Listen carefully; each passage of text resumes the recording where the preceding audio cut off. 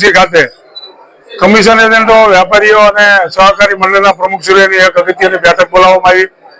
આ બેઠકની અંદર ચર્ચા વિચારણા કરવામાં આવી।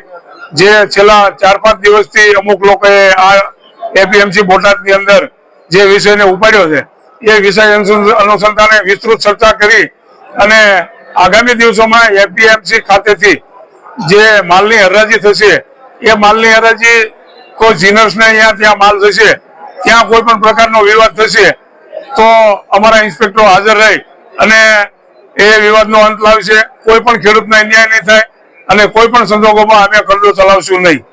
બીજો વિષય કે 6 કિલોમીટરની મર્યાદા એપીએમસીની સ્થાપના થયા પછી 6 કિલોમીટરની મર્યાદા છે। એવો નિર્ણય કરવામાં આવ્યો છે કે 6 કિલોમીટરથી વધારે કોઈ પણ જીનર્સના જીનો દૂર છે તો એને બોલાવી અને એમની સાથે બેઠક કરી અને 6 કિલોમીટરથી વધારે ખેડૂતને માલ લઈ જવામાં અસમર્થ થાય છે તો એમને પણ વાહનોનું ભાડું નક્કી કરી આપવામાં આવશે।